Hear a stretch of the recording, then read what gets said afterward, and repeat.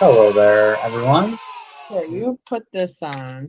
Let's put this 99.5, guys.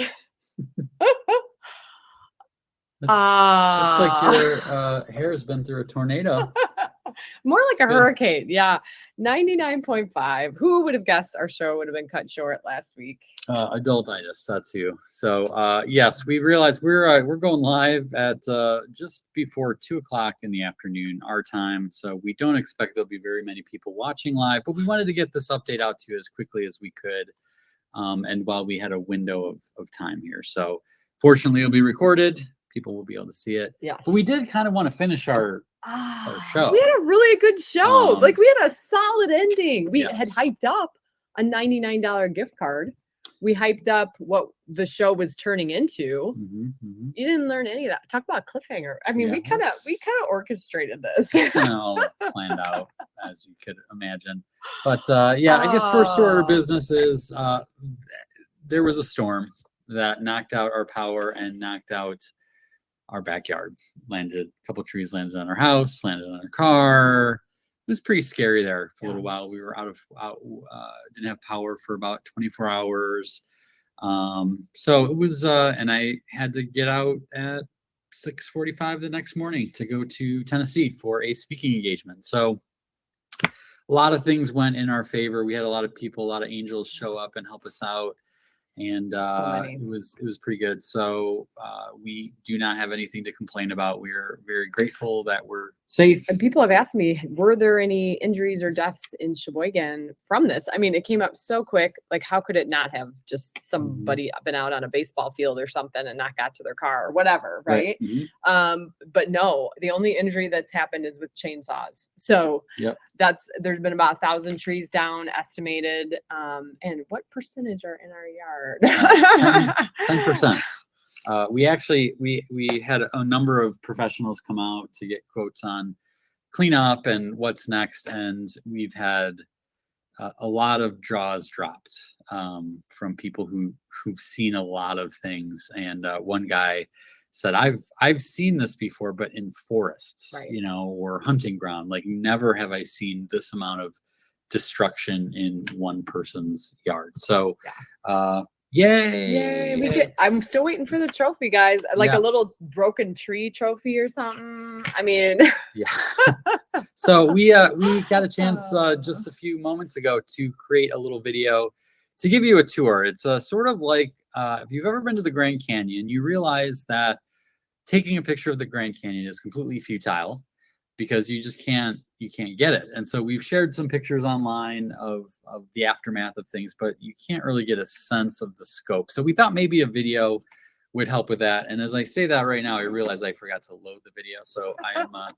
hopefully going to be able to drop this in as we do this. Let's see how savvy after 99 and a half. No, what would that have been? Almost 99 shows, if you can pull this off. Are you done? Yeah. Let's see if this works.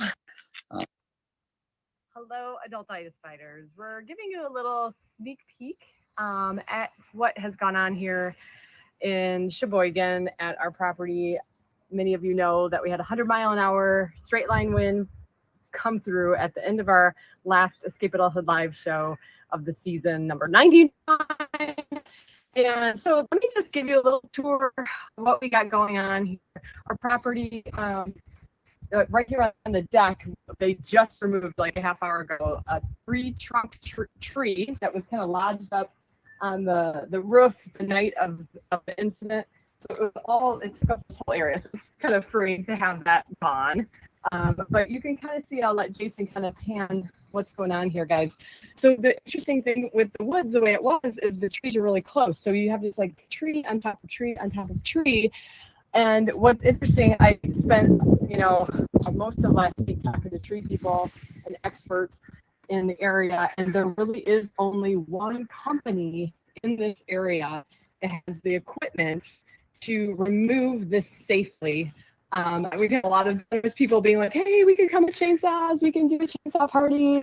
And this is just not a chainsaw party situation. We have about 1.5 acres of what used to be about 150 pine trees, white pines, very tall, as you can see And so they're just like, I've been back there in the bluff. They're just intermingled, and there's like stacks on top of stacks. At one point, I counted 4 trees on top of each other.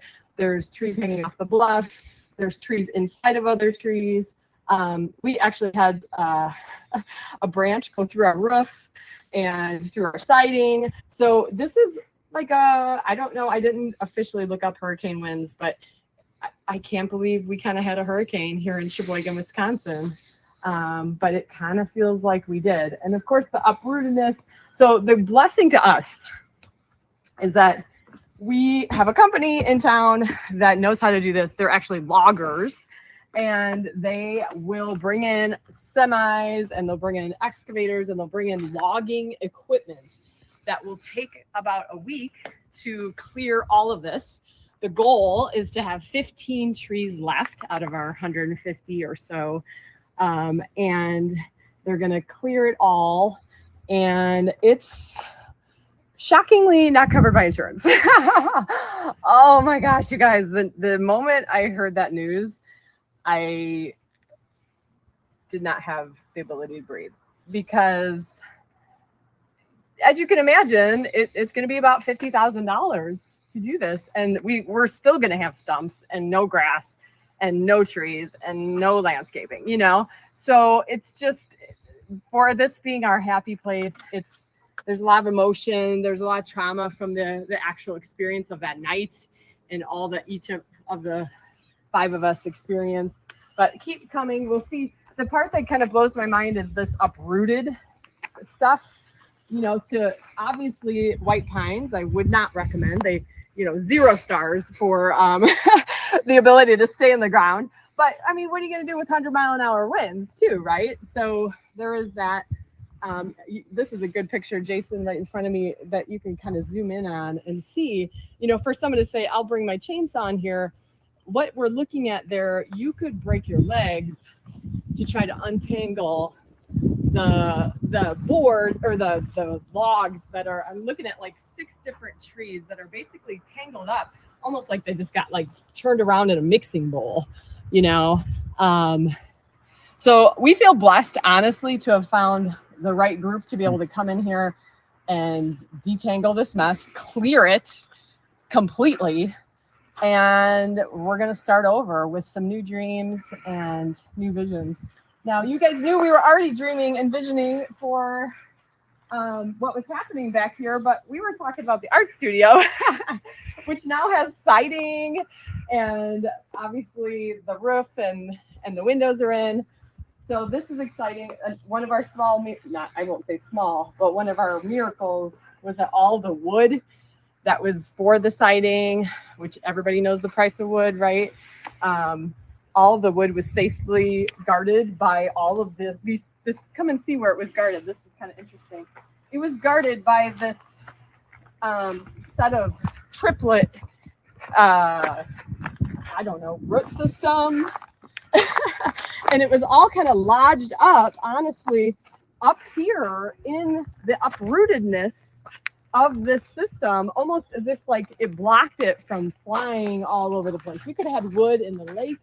We could have had wood all over because it's so light compared to these trees, right? So we could have lost all of that. But no, it was just all kind of safely tucked in this whole root system, which, give me a break, you guys, right? So there's enough of those little miracle moments that we just know we've been protected. We believe God is looking out for us. And we believe that, as Sharon Neiman put in a comment today, this didn't happen to us, this happened for us. And that's hard to understand, but we also know that it's not really about our true understanding right now. It's just belief in the faith that something really good is going to come from this. Hope in the darkness, this image of all these beautiful trees. We're going to now be looking at the beautiful horizon. Hope in the horizon is something I can get behind. And so I'm excited to share the progress and what's going to happen. We're going to have a way for everybody to help very soon. We're working really hard amidst all of this to kind of have something ready to go, and we'll be sharing it pretty soon. there you go. Just seeing it. I mean, we were just out in the yard 10 minutes ago recording that, but even just looking at it, I'm like, what nightmare is this? Can I wake up? Have you had that, by the way, in the mornings when you wake up and you kind of like are trying to figure out if it was real? Yeah. Yeah. And then, I know. You're reminded. Thank you. Kelly is wishing us well. Thanks for the comment about that. And Pete, yes, the pines with shallow roots are a mess in any windstorm. We're not going to plant any more of those kind of trees. No, probably not. So before we were so rudely interrupted for our 99th show, we did have a few other things we wanted to share. One of them was the some of the ways we were inspired by fellow Adultitis Fighters. So let's get to that.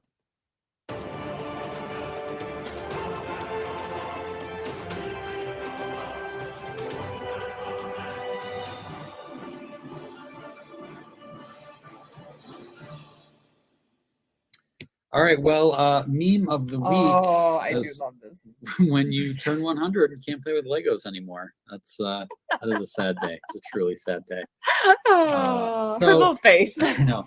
So we wanted to share 10 of Adultitis Fighters we were inspired by that we shared over the course of the 99 shows. Of course, there are way too many to mention, but these are some of the ones that stood out.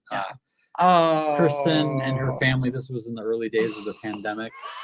Every Saturday night, they would have a themed dinner party. The whole, staying inside, safe. What was that term? Safe. Shelter in place. Like that. Yeah. So they would shelter in place and have themed nights, everything from Olympics to 80s, 90s.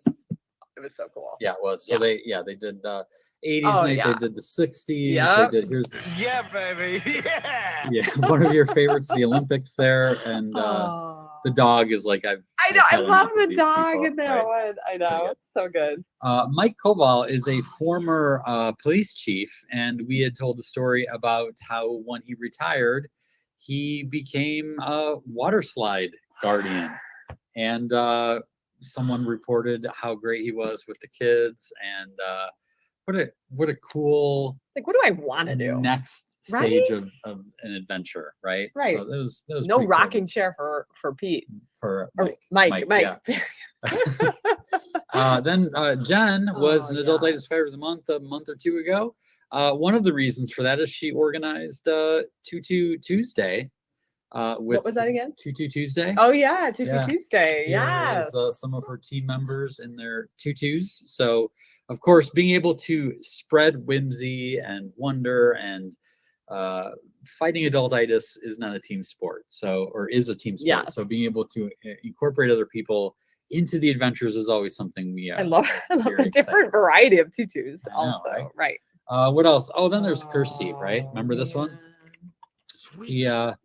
She would have to go for treatments for her cancer. Get chemo, I believe. Well, it's like immunotherapy. Some sort of immunotherapy. That's what it was. Yeah. Right. Yeah. And so she, instead of she turned into something to look forward to, didn't she? Oh my goodness. Her and her husband, literally every time they would go, they would dress up in a different, kind of themed costumes. Yeah, together. So obviously you got your, animals. But they did everything from knights and I'm not even sure what's going on here. I think this is from Game of Thrones. Okay, perhaps. I know. There's certain. I'm not sure, but they had quite a. How many? I don't even know. I don't even know how many. I know. But again, here's someone going through a terrible thing and is bringing joy to other people. Yes. Like the nurses and the people on staff would talk about how they would look forward to it. And their days were brightened. So that was pretty amazing. Bad. This is old school. Remember this one from Carol? Yes, Carol. So early pandemic, she started leaving rocks around for her neighbors to find, and she started with that little snake head, and I think she kind of started with the first few, but then people started leaving their own, and it became like this community art project where spontaneous, miscellaneous, anonymous art project. How cool is that, you guys? Yep. Then there's Kristen, who works at a place that has a very I'm not going to say adultitis because it's there's safety protocols. Right. There's like A lot of they have to run a pretty regulation. tight ship because Right. of the regulations. But she transformed her office into an oasis, and her bulletin board has all kinds of So good. fun things on it, so that her fellow coworkers, when they need a little break, when they need a pick me up, they can come stop by, visit her, get a little boost. It's like a little adultitis free zone. Yes. Right? So we love that because not everyone can work in a place where you get to ride unicycles to work, and people have real jobs with real responsibilities. So Thank goodness people do, how do you right? incorporate that into Right. into those environments? What else? Maddie shared this a while ago. This is good. They had a missing cow, so they were inspired by our Hide Marty game, Where is he? Yeah. and they had a random cow, and they put up missing cow signs because it had been a while since he'd been And then around. you kind of keep an eye out, right? Cowie. Yeah, Cowie. My favorite part is the little disclaimer says reward. Literally nothing. You know what I love about that? They're not taking themselves too seriously. I mean, the whole flyer premise, it proves it, but put that just like as the cherry on top. Yeah. Yeah. It's pretty fun. Awesome. What else we got? Oh, Donna shared this with This us. is She cool. and her husband use the Celebrate Everything calendar, which has a holiday for every day. So a lot of people love the holiday and they use it to celebrate any particular day. But one of the things they started to do was write down kind of the cool, off the cuff, spontaneous, unplanned things that they did in a current day. So not the stuff that like the vacation Yeah. or the We went birthday to Disney party. World. Yeah, it was the stuff that just kind of came about. And so they would write that down and turned their calendar into sort of a time capsule. So when the year is up, they can look back at all of those small moments, which in many ways are the most treasured. Those little unplanned moments and memories are the greatest. So I love that Right. use of this calendar. It makes it so doable, Yeah. right? Mhm. Yeah, I love that. Yeah, you don't have to write out a big freaking journal entry every single Right. day. Just jot down a Right. little detail what you did, and the memories will come flooding back.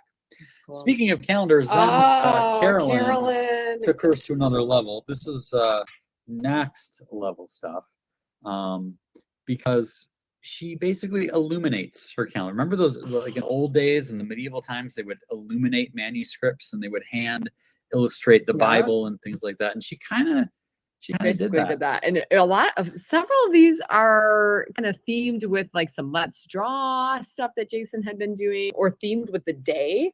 I think Hot Cocoa Day is on there, if I'm remembering right.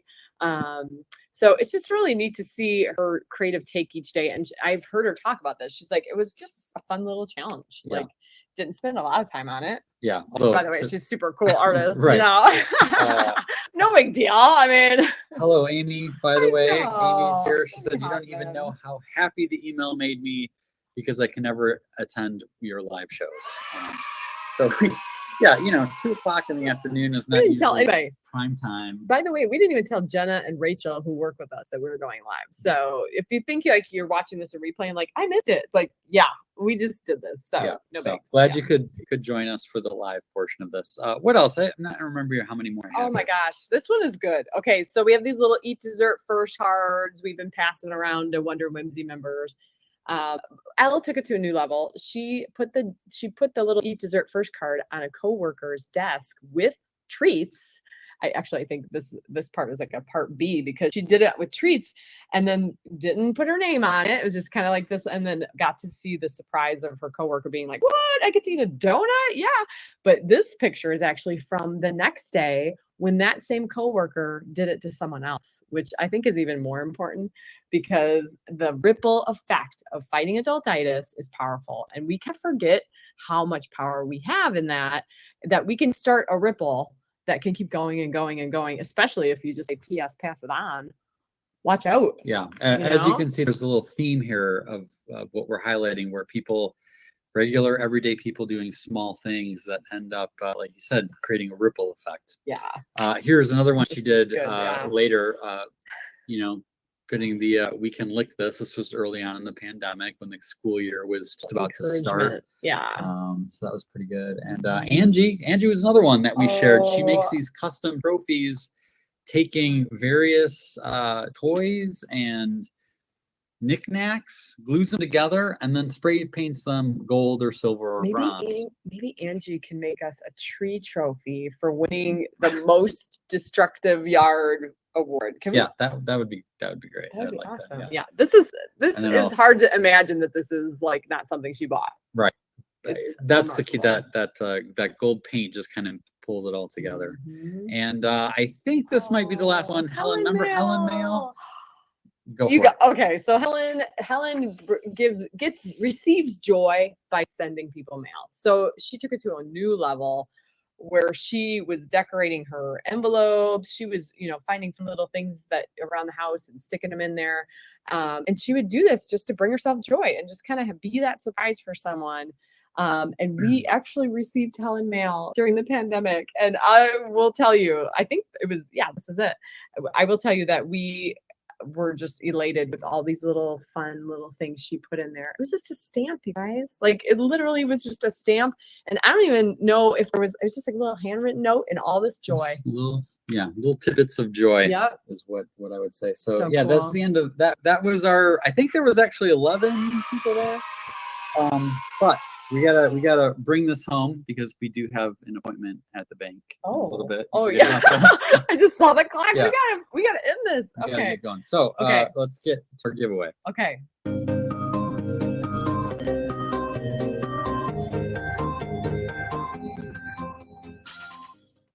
All right. Well, we promised our 99th show. We promised a $99 gift card. Yes, we did. And so this one is going to be available for the first time, not only for the people watching live, but since we didn't announce this will be turned into an article in the Escape Adulthood League. Anyone who leaves a comment about what song is your personal favorite golden oldie. Ooh, So that could be a song yes. from the 1950s. It could be a song from the 1990s, depending on how old you are and where you are in the spectrum of age. Decades, right? Yes. So What a fun one. share your personal favorite golden oldie.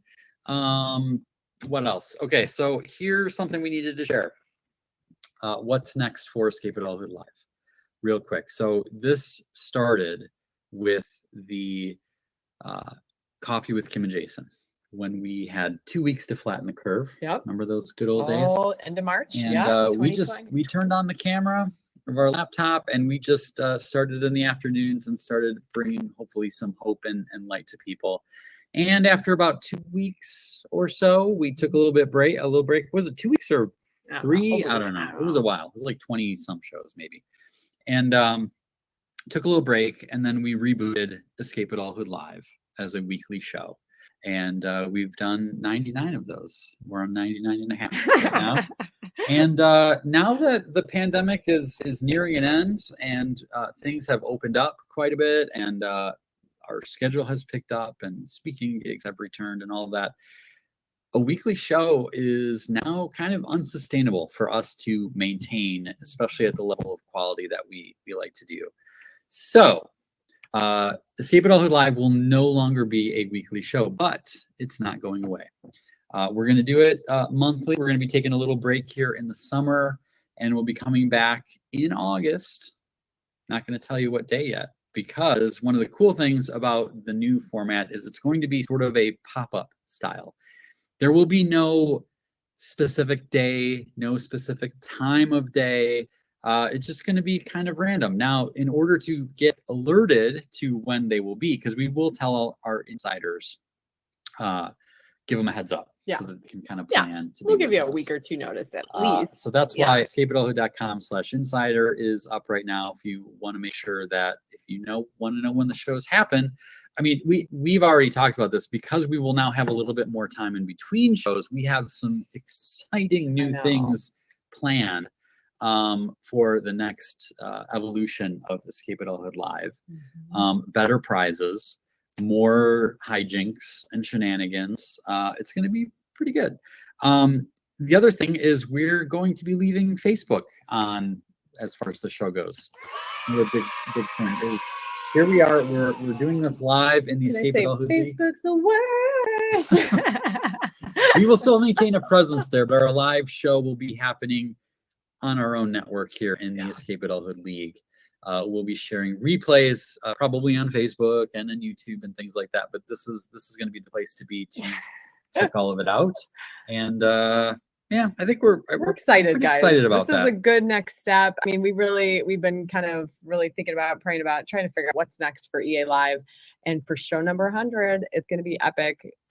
So make sure an insider to find out what date that will be in August. But it's been great to just kind of be with you for this final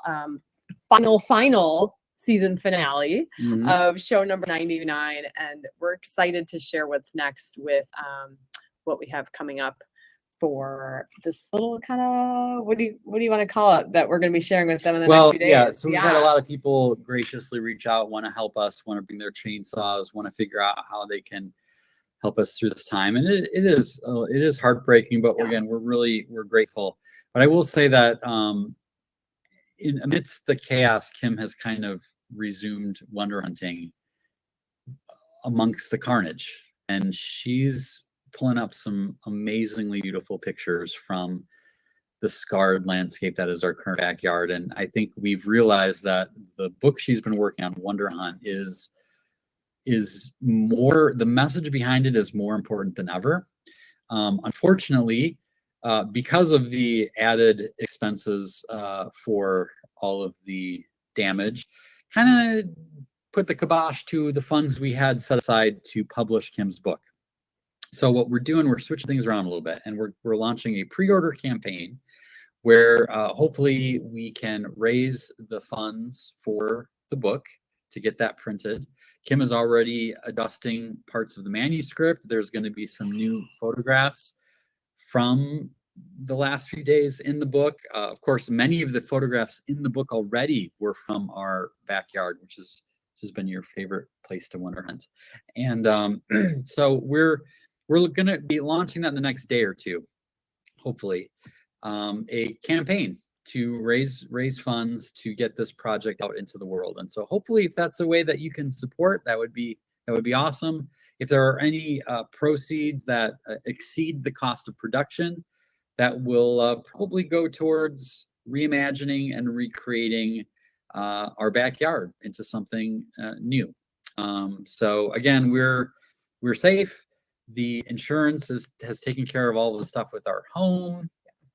We have a lot of things to be grateful for, but if you would like to help, we would love your help in getting the Wonder Hunt message about seeing the world through new eyes of hope, which I think is pretty important. All of a sudden, the subtitle that we went with for this book, because it's written, guys, I'm just changing the ending of the book now, but the subtitle is more meaningful than ever.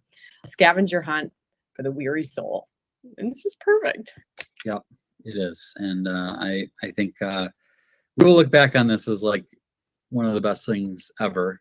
And it's hard to see that fully now, but I know many of you can relate to that in your own lives. So more details coming on that soon.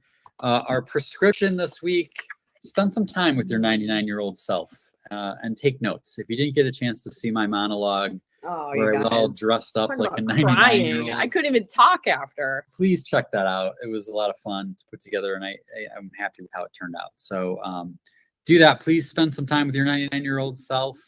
But that is it for the show. Yes. That is it for this season, this chapter of Escape Adulthood Live. More things, new things are coming. That's it for this one. Until next time, Adultitis Fighters. Shine on, spread whimsy, and be awesome.